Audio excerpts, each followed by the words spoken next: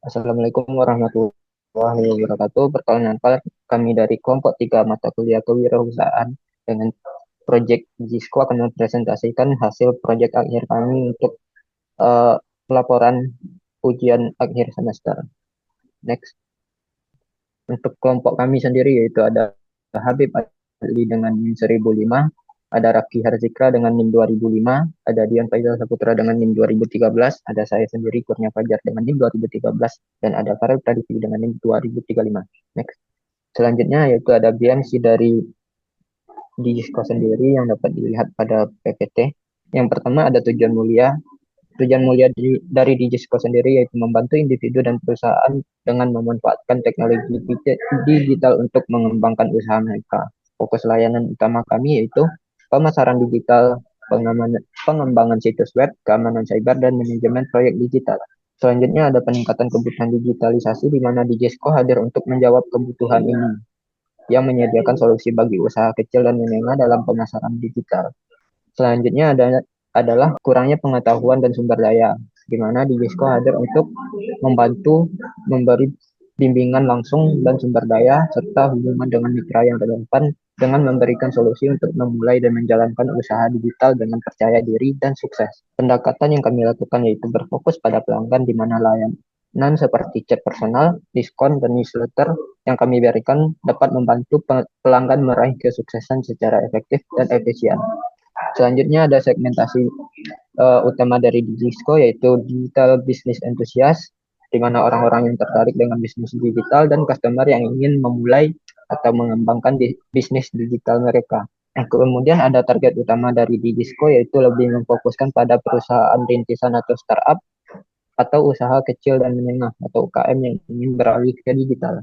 Selanjutnya, positioning dari Disco yaitu memposisikan dirinya sebagai digital business consultant yang tidak hanya melayani konsultasi bisnis, namun melayani produk-produk digital seperti pengembangan web dan keamanan cyber. Oh, baik. Selanjutnya mengenai pelanggan potensial di Bisco, yang pertama itu ada startup, di mana merupakan bisnis rintisan yang akan bersaing di pasar digital. Selanjutnya ada UMKM atau usaha mikro kecil dan menengah, di mana UMKM ini ingin beralih dari konvensional ke era digital. Yang ketiga ada individu yang tertarik dalam bisnis digital, yang merupakan calon pebisnis online yang butuh konsultan untuk strategi dan pengembangan bisnis. Dan yang terakhir ada perusahaan yang ingin melakukan transformasi digital, yaitu perusahaan tradisional yang perlu panduan untuk berubah ke era digital. Ini salah satu user persona dari target usaha kami. Ada seorang startup yang bernama Amir, eh, dengan latar belakang lulusan IT, dengan tujuan ingin memaksimalkan potensi yang eh, dia miliki, di mana dia membutuhkan sebuah bimbingan untuk pengembangan model bisnis yang berkelanjutan, dan dukungan eksekusi seperti koneksi dan jaringan mitra teknologi, di mana pain pointnya itu kekurangan pengalaman dalam strategi pemasaran digital dan minimnya akses ke investor atau partner strategis untuk mendukung pertumbuhan bisnis. Mungkin yang kedua ada pemilik UKM dengan umur 45 tahun bernama Budi, di mana tujuannya itu memperluas pasar bisnisnya melalui digitalisasi dan menjangkau pelanggan di luar wilayah lokal. Dengan pain point yaitu minimnya pemahaman tentang platform e-commerce dan strategi pemasaran online, kurang percaya diri dalam mengelola perubahan teknologi untuk bisnis. Nah, selanjutnya ada profesional manajemen. Dia dengan umur 34 tahun dengan pain point keterbatasan pengalaman dalam pemanfaatan data digital untuk pemasaran dan kurangnya pemahaman akan platform digital yang efektif untuk bisnis to bisnis. Dan terakhir, calon entrepreneur dengan nama Rina dengan umur 28 tahun dengan pain point minimnya pengalaman bisnis terutama dalam membangun merek dan menarik pelanggan secara online, serta kurangnya pemahaman tentang strategi pemasaran yang efektif dan metode konversi penjualan. Jadi lanjut, untuk masalah yang dihadapi calon pelanggan itu, masalah utama itu adalah kurangnya pengetahuan tentang strategi digital dan segala kesulitan. Jadi solusi yang dapat ditawarkan itu seperti layanan konsultasi untuk strategi digital dan pengembangan serta optimasi pemasaran digital. Lanjut. Jasa yang ditawarkan dan keunggulannya dibanding kompetitor. Jadi layanan utama di Ispo itu jadi ada konsultasi strategi digital, pengembangan website, keamanan cyber, manajemen proyek digital, dan pemasaran digital seperti SEO, PPC, dan media sosial. Jadi keunggulan utama sendiri itu adalah pendekatan yang terpadu, jaringan mitra yang luas, serta pendekatan personalisasi dan dukungan berkelanjutan. Lanjut, untuk kompetitor sendiri, Terlebih dari konsultasi bisnis tradisional memiliki kelebihan yaitu pengalaman yang strategis secara offline, kekurangannya itu kurang fokus pada teknologi digital. Untuk agennya sendiri, digital marketingnya, kelebihannya fokus pemasaran digital, dan kekurangannya tidak menawarkan layanan keamanan cyber dan manajemen proyek digital. Lanjut, aktivitas dalam menawarkan jasa, jadi utama itu analisis kebutuhan klien, pengembangan strategi digital, implementasi dan eksekusi, dan monitoring dan evaluasi. Bahan baku dan alat bantu yang dibutuhkan itu seperti software pengembangan website seperti WordPress atau Webflow, untuk platform pemasaran digital seperti SEO, Google Analytics, Google Ads, Facebook Ads, alat keamanan cyber seperti firewall, dan Nessus atau OpenVAS, dan tool manajemen proyek seperti Trello, Asana, dan Monday.com untuk efisien. Baiklah, untuk dalam aplikasi di Gisco sendiri ada metode pemasarannya, strategi dan pendekatannya, di mana strategi pemasarannya ada yaitu personalisasi layanan yang memberikan solusi yang dirancang khusus untuk kebutuhan unit setiap klien. Kemudian kedua, pendekatan terpadu. Kemudian saluran digitalnya yaitu diantaranya ada CEO, iklan berbayar atau PPC, dan ketiga itu media sosial dan newsletter.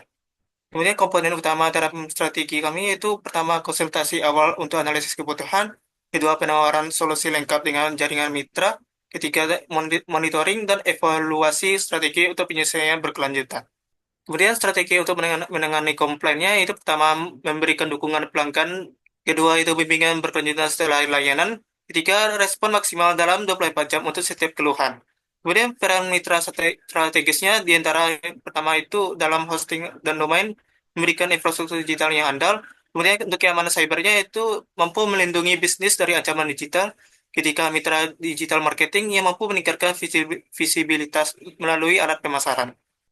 Ini merupakan tampilan dari website Gisco kami.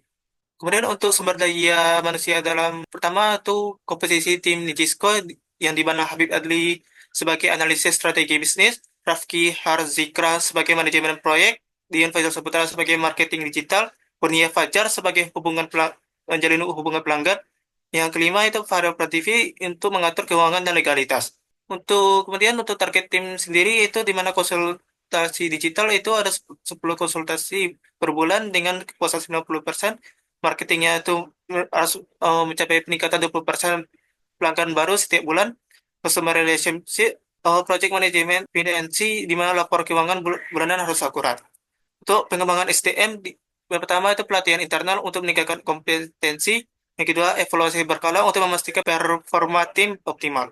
Selanjutnya ada keuangan, sumber pendapatan dan biaya operasional. Di sini ada dua, yaitu konsultasi bisnis digital yang kami tawarkan dan juga fee rujukan ke partner kita yang kita arahkan, gitu, yang sudah disampaikan sebelumnya. Next, ini ada target pendapatan kita, itu kita asumsikan dapat 20% per bulan yang dapat dilihat di sini, dan total itu ada selama 6 bulan di 97 konsultasi. Dan juga pendapatan dari konsultasi itu sendiri, dari tarif kami sendiri, kami asumsikan di 1,5 juta, dan untuk pendapatan konsultasi itu dikalikan dengan 97 tadi. Dan untuk afiliasi dengan mitra diasumsikan jika mitra kita bisa mendapatkan 1,5 juta per klien, maka 30%-nya itu bisa untuk afiliasi fee-nya tersebut. Dan dari itu sendiri bisa dihitung semuanya dari total pendapatan itu berkisar di 189 juta. Dan itu udah include dari sisi konsultasi dan juga afiliasi.